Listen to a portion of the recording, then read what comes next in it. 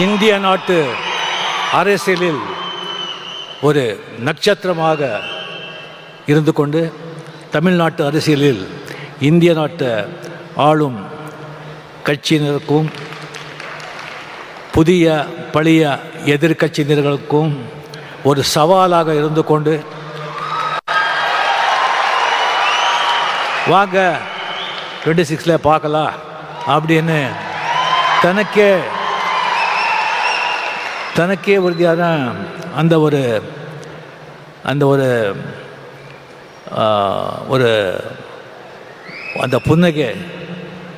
புன்னகையுடன் செயல்பட்டு கொண்டிருக்கும் சிஎம் அவர்களுக்கு மதிப்புரிய என்னுடைய நண்பர் தமிழக முதலமைச்சர் மு.க. ஸ்டாலின் அவர்களுக்கு என்னுடைய முதற்கண் வணக்கத்தை தெரிவித்துக் கொண்டு, அவர் இளையராஜா சார் அவர்கள் எப்போ இந்த சிம்பனி எழுதி இது லண்டனில் ரெக்கார்ட் பண்ண போகிறேன், இது மிகப்பெரிய ஒரு சாதனை அப்படி அனௌன்ஸ் பண்ணாங்களோ அப்போவே சிஎம் அவர்கள் இளையராஜா ஸ்டுடியோவுக்கு போய் அவரை வாழ்த்தினார். அது மட்டும் இல்லை, இந்த ரெக்கார்டிங் அவர் முடிச்சுட்டு வந்த பிறகு அவருக்கு ஏர்போர்ட்லேயே அரச மரியாதையுடன் வரவேற்று அவருக்கு பெரிய கௌரவம் செலுத்தணும் அப்படின்னு சொல்லி இந்த ஒரு மாபெரும் விழா, அந்த ஒரு எளிய பிரம்மாண்ட மனிதனுக்கு இந்த ஒரு பிரம்மாண்டமான ஒரு விழா நடத்தி இந்த மாதிரி அங்கே சம்பனி வாசித்தவங்களே இங்கே அரசு செலவில் இங்கே கொண்டு நம்ம கண்ணுக்கும் காதுக்கும் விருந்து அளித்திருக்காரு. அவருக்கு உங்கள் சார்பிலையோ என் சார்பிலையும் சிஎம் அவர்களுக்கு என்னுடைய மனமார்ந்த பாராட்டியும் நன்றிகளை தெரிவித்துக் கொள்கிறேன். அன்பு தம்பி டெப்யூட்டி சிஎம் உதய அவர்களே, சுவாமிநாதன் சார் அவர்களே, சீஃப் செக்ரட்டரி அவர்களே, என்னுடைய கலையோக அண்ணா கமல்ஹாசன் அவர்களே, நான் அதிசய மனிதர்களை நான் புராணத்தில் படிச்சிருக்கேன், இதிகாசத்தில் படிச்சிருக்கேன். நான் கண்ணாலே பார்த்த அதிசய மனிதர் இளையராஜா அவர்கள். இளையராஜா அவர்களே, இங்கே வந்திருக்கும் அரசியல் நண்பர்களே, பெரியவர்களே, தாய்மார்களே, ப்ரெஸ் மீடியா நண்பர்களே, என்னை வாழ வைக்கும் தேவான தமிழக மக்களே, இங்கே நான் சுவாமியன் கூப்பிட்ட இளையராஜா அவர்களை இவரை பற்றி பேசணும்னு சொன்னால் நிறைய பேசலாம். ஆனால் ஒரு நேரம் கருதி சிஎம் அவர்களுடைய நேரம் அது ரொம்ப நான் எடுத்துக்கக்கூடாது. அதுக்காக சில விஷயங்கள் மட்டும் இளையராஜா, அந்த மாதிரி ஒரு இளையராஜா ஒரு இசையமைப்பாளராக உலகத்தில் வாழும் அனைத்து தமிழக மக்களின் ரத்தம் நாரி நரம்பில் அவருடைய இசை, அவருடைய பேர் ஊறி போயிருக்கு. இப்போ ஜஸ்ட் ஒரு நோட் அடித்தாலும் எப்படி நீங்கள் பிடிச்சி இது பண்ணுறீங்க பாருங்கள். ஒரு 70s 80s 90s ஒரு போட்ட பெட்டுகள், ஒரு பாட்டுகள் இப்போ கூட ஒரு ஃபிலிமில் ஒரு 2-3 பாட்டு போட்டு அந்த படம் சூப்பர் ஹிட் ஆகிடும். இப்போ கூலியில் கூட 2 பாட்டு நம்ம அதை நம்ம பயன்படுத்திக்கிட்டோம். ஸோ அந்த மாதிரி அவர் இசையமைப்பாளர் இளையராஜா அவர்கள் பற்றி எல்லாருக்கும் தெரியும். அதை விட ஜாஸ்தி ஒரு மனிதனாக பெரிய மாமனிதனாக அவரை நான் பார்த்துருக்கேன்.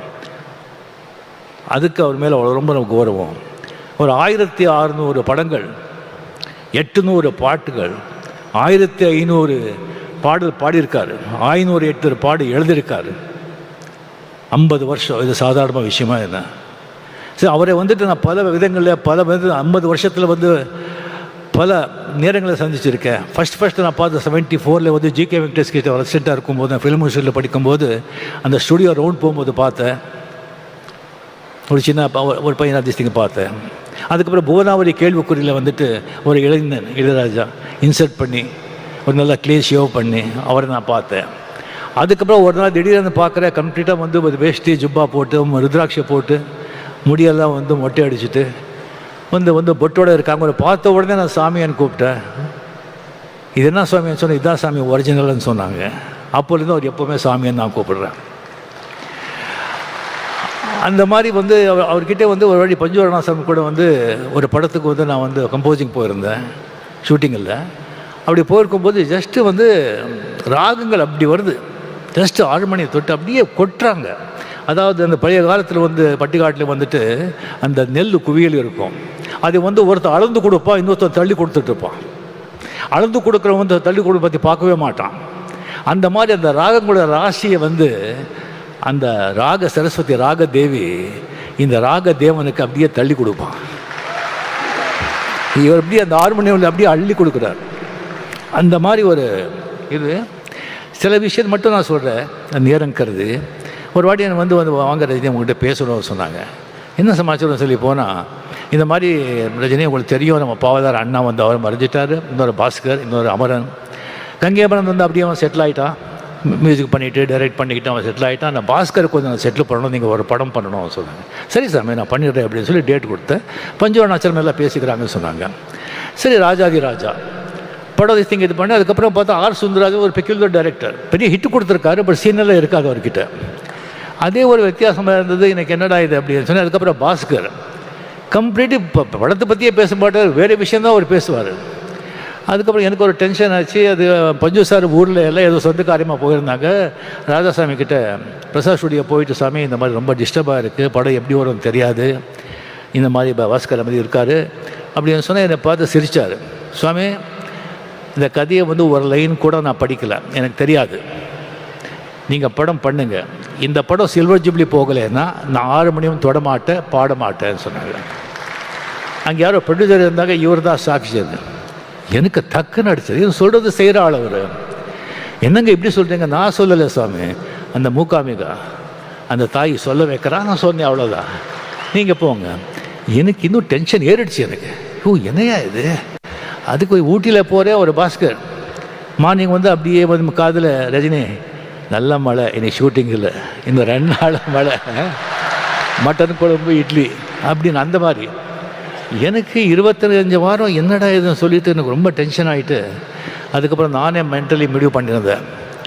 நோ அப்படின்னு சொல்லி ஒரு 10 எக்ஸிபிட்டர்ஸு 10 சென்டரில் வந்து நமக்கு தெரிஞ்சவங்க கிட்ட படம் சரியாக ஓலைன்னா கூட நாமளே பணம் கொடுத்து சில்வர் ஜூப்ளி ஓட்டிடலாம் அப்படின்னு சொல்லி மைண்டில் செட்டிலாக இருந்தேன் நான்.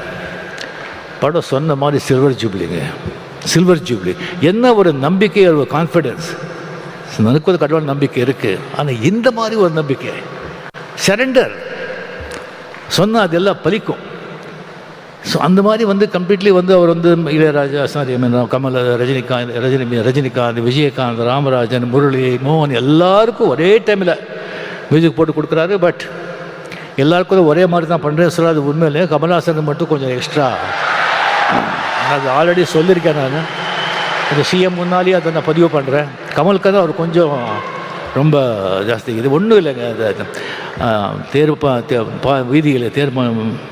வீதியில் மான் போல் வந்தவனை யார் அடித்தாரோ உன்னை யார் அடித்தா, அவர் மட்டும் பாட்டு 1000 பேர் அப்படியே கண்ணில் அழுதுருவீங்க.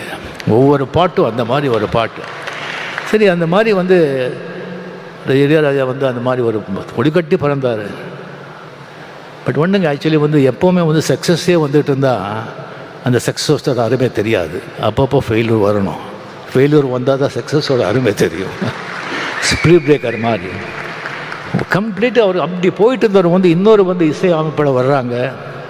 வந்த உடனே எல்லோரும் அந்த பக்கம் சாயிறாங்க.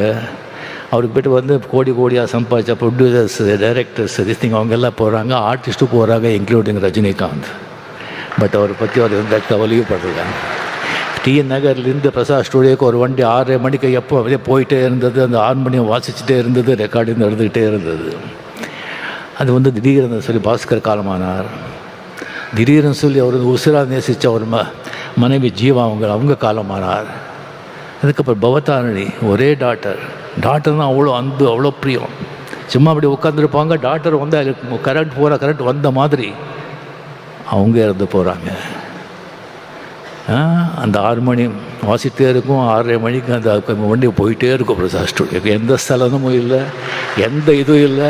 கம்ப்ளீட்லி அவருடைய உலகமே வேறு. இங்கே நம்ம உலகத்தில் அவர் இல்லை, இசை உலகத்தில் அவர் இருக்கார். அப்பப்போ இங்கே வந்துட்டு போகிறார், அவ்வளோதான்.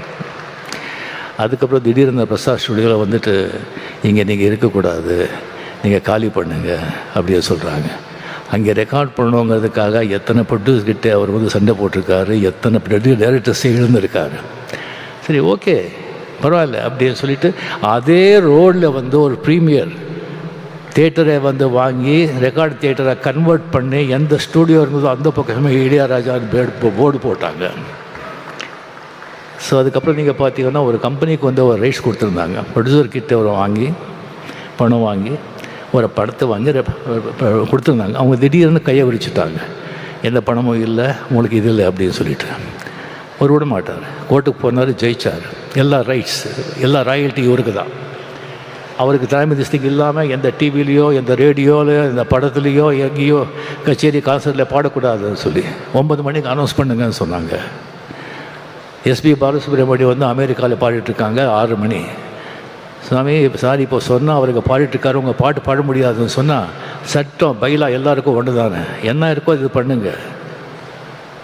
எஸ்பிபி வந்து டெஃபினட்டாக பாட மாட்டான், நிறுத்திடுவான். அப்படியே எஸ்பிபி கோச்சிக்கிட்டாங்கன்னு சொன்னால் அவனுடைய நண்பனே கிடையாது. அது பாடிட்டு இங்கே வந்து என்னை பார்க்குறான்னு சொன்னாங்க. அதே மாதிரி எஸ்பிபிக்கு வந்து அங்கே பாடிட்டுருக்காங்க, நியூஸ் போகுது. அங்கேயே அனௌன்ஸ் பண்ணி இனிமேல் இளையராஜா படம் பாட மாட்டேன், வேறு மியூசிக் டைரக்டர் பாட மாட்டேன்னு நிறுத்திட்டு சென்னை வந்தோடனே அவங்க பார்த்தாங்க. 2 பேர் அந்த இண்டஸ்ட்ரி இழந்தது. ஒன்று எஸ்பி பாலசுப்ரமணியம், இன்னொன்று விவேக். இது 2 பேர் இடத்தையும் யாராவது நிரப்பவே முடியாது.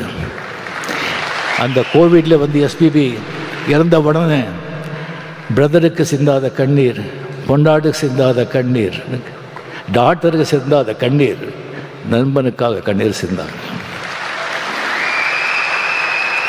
அதுக்கப்புறம் வந்து ஒரு சர்ச்சை வந்தது, ஒரு டிபேட். ஒரு பாட்டு வெட்டு ஆகணும்னு சொன்னால் மெட்டா இல்லை வரிகளா அப்படின்னு ஃபுல் டிபேட், வாக்விவாதங்கள். டிபேட் இருக்கணும், வாக்விவாதம் நடக்கணும், கருத்தை வச்சு நடக்கணும், அப்படியே தனி மத தாக்குதல் இருக்கக்கூடாது. அது என்னுடைய அன்பு. அது இது ஸோ இது பண்ணிகிட்ருக்காங்க. ஒரு 2 மாதம் ஆச்சு, 2 மாதம் ஆச்சு. அப்போ தான் இளையராஜா மீடியா கிட்டே வந்தாங்க. பண்ணிக்கும் போது சரி இந்த மாதிரி டிபேட் நடந்துட்டுருக்கேன்னு சொல்லும்போது, அப்படியா, அது எல்லாம் நமக்கு தெரியாது. சரியாக வந்துட்டு 2 நாள் வந்துட்டு 2300 பேஜஸ்க்கு வந்து நான் சிம்பனி எழுதியிருக்கேன், இது வந்து அங்கே வந்து ரெக்கார்ட் பண்ண போகிறேன் அப்படி சொல்லி போகும்போது வந்து மீடியா கிட்டே சொல்கிறாங்க. இந்த இளையராஜாக்கு இல்லாத திமிரு வேறு யாருக்கு இருக்கும் அப்படின்னு சொல்கிறாங்க. வேறு யாரும் சொல்லியிருந்தா ஒத்துட்டுருப்பீங்களா? கேட்குறோம், பிகாஸ் அதுக்கு தகுதியான மனுஷர். அதுக்கப்புறம் ரெக்கார்ட் பண்ணி வந்துட்டு சொல்கிறார், இந்த இளையராஜாவை எந்த அளவுகோல் வச்சியும் அளக்க முடியாது, அதுக்கு மீறி நின்னவனா 82 இயர்ஸ், இன்னும் பாருங்கள் என்னென்ன பண்ணுறேன்னு சொல்லுங்கள். அது Ilaiyaraaja, incredible Ilaiyaraaja. Hats off the great maestro, long live. ஒன்றும் இல்லைங்க, நல்ல நீதி, நியாயம், உண்மையாக கடினமாக உழைச்சா எல்லாமே உன் பின்னால் வரும். நீ அதுக்கு பின்னாலே போகவே முடியாது. Lead a righteous life, work hard, everything will come after you. நீ நாட் கோ ஆஃப்டர் எனிதிங். அந்த மியூசிக் இருக்கிற பவரை நீங்கள் பார்த்தீங்கன்னா, கமல்ஹாசன் சும்மா ஒரு 4 வரி பாடினாங்க. அந்த 4 வரியும் ஒன்று தான், நான் இவ்வளோ பேசினதும் ஒன்று தான். அதுதான் அந்த மியூசிக்கோட பவர். அதுக்கு அரசன் ராஜா அவர்கள் என்றும் என்றும் நல்லா இருக்கணும். நீங்கள் நண்பர், உங்கள் கூட அத்தனை வருஷங்கள் அத்தனை வந்து நடந்திருக்கு. நம்ம பழகணுங்கிறதே நமக்கு மிகப்பெரிய பாக்கியம். தயவு செஞ்சு உங்கள் ஆடியோ பயோகிராஃபி, உங்கள் சுயசரிதியை வந்து படமாக வந்து எவ்வளோ சீக்கிரம் முடியுமோ அவ்வளோ சீக்கிரம் ரிலீஸ் பண்ணுங்கள். நாம் எல்லோரும் பார்க்குறதுக்கு அவ்வளோ இருக்கும். என்னை விட்டால் நானே ஸ்கிரிப்ட் எழுதி கொடுக்குறேன். நன்றி, வணக்கம். பிளே ஸ்டோர் மற்றும் ஆப் ஸ்டோரில் இருந்து பாலிமர் செயலியை QR கோடு மூலம் பதிவிறக்கம் செய்யுங்கள். செய்திகளை உடனுக்குடன் பெறுங்கள்.